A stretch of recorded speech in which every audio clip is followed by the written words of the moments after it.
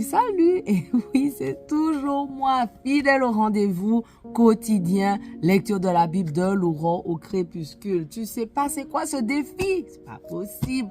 On lit la Bible. On lit la Bible de la Genèse à l'Apocalypse, 10 minutes chaque jour. Donc aujourd'hui, on continue encore l'histoire de Job. Donc tu peux bien évidemment nous rejoindre. Merci Seigneur pour tous ceux qui viennent aujourd'hui. Merci pour tous ceux qui sont là fidèlement. Merci parce que tu nous parles chaque jour personnellement. Tu nous révèles de nouvelles choses. Et merci parce que tu nous aides à comprendre le passage du jour. Vraiment, je prie pour tous ceux qui sont avec moi, qu'on puisse vraiment arriver au bout ensemble au nom de Jésus. Amen. Alors, on continue. Job 24, verset 20. Le saint qui le porta, comme d'habitude, lisez un chapitre avant, si vous n'avez pas lu la lecture d'hier, pour être à la page. Dans le contexte, donc le saint qui le porta ne se souviendra plus de lui, tandis que la vermine en fera ses délices. Il tombe dans l'oubli, le péché est abattu comme un arbre. Ces gens ont exploité la femme sans enfant et n'ont pas été bons envers la veuve. Oui, Dieu dans sa puissance emporte les tyrans. Le voilà qui se dresse et ils perdent l'espoir de demeurer en vie. Si Dieu leur avait accordé d'être en sécurité et de gagner de l'assurance sur la voie qu'ils suivaient, eux, pour un peu de temps, ils s'étaient élevés, puis ils ont disparu. Ils sont tombés comme tous ceux que l'on moissonne. Ils ont été coupés comme des épis mûrs. Qui me démentira en prétendant qu'il n'en est pas ainsi? Qui réduira à rien le discours que je tiens? Job 25. Et Bildad de Shua prit la parole et dit: Dieu détient un pouvoir souverain effrayant. Il fait régner la paix dans les lieux élevés.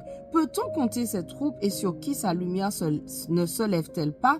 Comment un homme aurait-il raison contre Dieu? Et comment l'être né d'une femme pourrait-il être pur? Si devant lui la lune même perd son éclat, si les étoiles ne sont pas sans tache à ses yeux, que dire alors de l'homme qui n'est qu'un vermisseau, de l'être humain qui n'est qu'un ver? Job 26.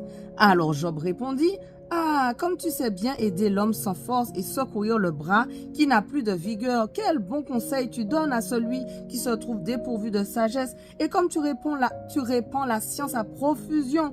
Mais à qui donc, dis-moi, s'adressent tes discours? De quelle inspiration émanent tes paroles? Tous ceux qui sont morts tremblent, bien au-dessous des mers, avec les êtres qui les peuplent, car le séjour des morts est à nu devant Dieu, et l'abîme sans fond n'a rien pour se couvrir. Il étend sur le vide la région de l'Arctique, et il suspend la terre au-dessus du néant. Il enserre les eaux dans ses nuées épaisses, mais jamais sous leur poids les nuages n'éclatent. Il a couvert d'un voile la face de son trône, en étendant sur lui son épaisse nuée.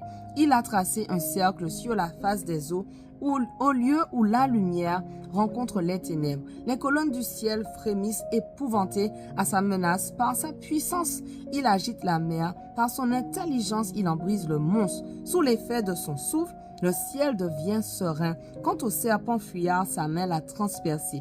Cependant, ce n'est là qu'une infime partie de ce qu'il accomplit, dont nous ne percevons qu'un murmure léger. Qui pourra donc comprendre les éclats de tonnerre de sa puissance? Job 27. Job prononça un nouveau discours. Par le Dieu vivant qui refuse de me rendre justice et par le Tout-Puissant qui m'a aigri le cœur, tant qu'un reste de vie subsistera en moi et tant que le souffle de Dieu sera dans mes narines, je jure que mes lèvres ne diront rien de faux et que jamais ma langue ne dira de mensonge. Loin de moi la pensée de vous donner raison, jusqu'à mon dernier souffle, non, je ne renoncerai pas à affirmer mon innocence. Je maintiens fermement que ma conduite est juste. Je ne faiblirai pas, car ma conscience ne me reproche pas ce qu'a été ma vie. Oh, que ce soit mon ennemi qui soit considéré comme étant le coupable et que mon adversaire ait le sort des méchants. Que peut espérer le méchant quand il est retranché, quand Dieu lui prend la vie? Dieu entend-il son cri quand la détresse fond sur lui? Trouve-t-il du plaisir auprès du Tout-Puissant? Lui adressera-t-il sa prière en tout temps? Je vous enseignerai quelle est l'action de Dieu. Je ne cacherai pas ce que je désire. Le Tout-Puissant, vous tous, vous le savez fort bien. Alors, vous perdre. Alors pourquoi vous perdre dans des raisonnements absurdes? Voici la part que Dieu a réservée pour le méchant et le lot qu'un tyran reçoit du Tout-Puissant. Si ses fils sont nombreux, le glaive les attend et ses petits-enfants souffriront de la faim. La peste engloutira tous ceux qui survivront. Leurs veuves elles-mêmes ne les pleureront pas. S'il amasse l'argent comme de la poussière et comme de la boue, entasse des habits, qu'il les entasse donc. Le juste s'en revêtira, les innocents auront son partage, son argent en partage. La maison qu'il bâtit vaut celle d'une teigne. C'est comme la cabane que se fait un guetteur. Il se couche avec ses richesses, c'est la dernière fois. Lorsqu'il ouvre les yeux, il ne retrouve rien. Les terreurs le submergent comme une inondation au milieu de la nuit. Un tourbillon l'enlève, le vent d'Orient l'emporte et le fait disparaître. Il l'arrache à son lieu. On lance contre lui des flèches sans pitié. Lui s'efforce de fuir cette main menaçante. On applaudit sa ruine du lieu qu'il habitait. On siffle contre lui. Job 28. Il existe les lieux d'où l'on extrait l'argent. Il y a des endroits où l'on affine l'or.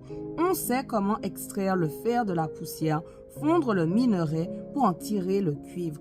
On fait reculer les frontières des ténèbres sous terre, on explore les mines, on va chercher les pierres noires dans d'opaques ténèbres, dans les galeries que l'on perce à l'endroit où le pied a perdu tout appui. Les mineurs se balancent suspendus dans le vide, loin des autres humains. La terre qui nous donne le pain, qui nous nourrit, se voit bouleversée jusqu'en ses profondeurs.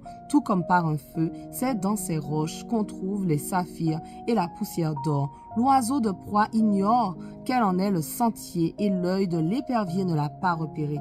Les plus fiers animaux ne l'ont jamais foulé. Le lion n'y passe pas. On s'attaque au granit, on remue les montagnes jusqu'en leur fondement. Au milieu des rochers, l'homme ouvre des tranchées, rien de précieux n'échappe à son regard. Il arrête le cours des eaux et amène au grand jour les richesses cachées. Mais quant à la sagesse, où peut-on la trouver? Où donc l'intelligence a-t-elle sa demeure? L'homme ne connaît pas quelle en est la valeur et elle est introuvable au pays des vivants. L'abîme affirme, elle n'est pas ici, et l'océan déclare, elle n'est point chez moi. On ne peut l'acquérir avec de l'or massif, on ne peut l'acheter en pesant de l'argent. Elle ne se compare pas avec de l'or d'Ophir ou le précieux onyx, ni avec du saphir. Ni l'or ni le cristal n'ont autant de valeur. On ne l'échange pas contre un vase d'or fin. Le corail et l'albâtre ne sont rien auprès d'elle. La sagesse, la sagesse vaut plus que des perles précieuses. La topaze éthiopienne n'égale pas son prix et l'or le plus fin même n'atteint pas sa valeur. Mais alors la sagesse, d'où provient-elle et où l'intelligence a-t-elle sa demeure? Elle se cache aux yeux de tout être vivant. Elle se dissimule à l'œil vif des oiseaux.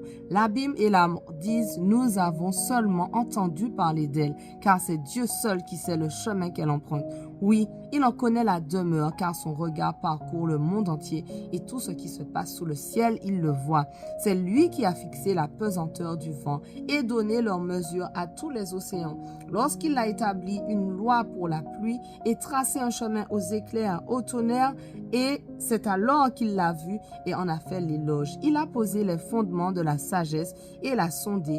Puis il a dit à l'homme, révérez le Seigneur, voilà la vraie sagesse. Se détourner du mal, voilà l'intelligence. Wow. Job 29. Job prononça un autre discours. C'est intéressant, hein?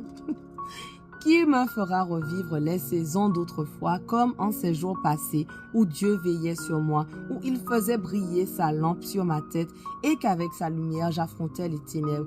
Ah, si j'étais encore au jour de ma vigueur, quand ma demeure jouissait de l'amitié de Dieu et quand le Tout-Puissant était encore à mes côtés, quand tout autour de moi s'ébattaient mes enfants, quand je baignais mes pieds dans la crème du lait et quand le roc versait pour moi ses torrents d'huile, lorsque je me rendais aux portes de la ville, quand je dressais mon siège sur la place publique, les jeunes me voyaient et ils se retiraient, les vieillards se levaient et ils restaient debout, les notables arrêtaient leurs propos et se mettaient une main sur la bouche.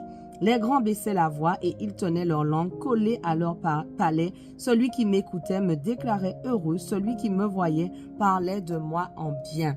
Voilà, notre passage du jour touche à sa fin, mais on continue dès demain. On ne lâche rien. Allez, sois bénis.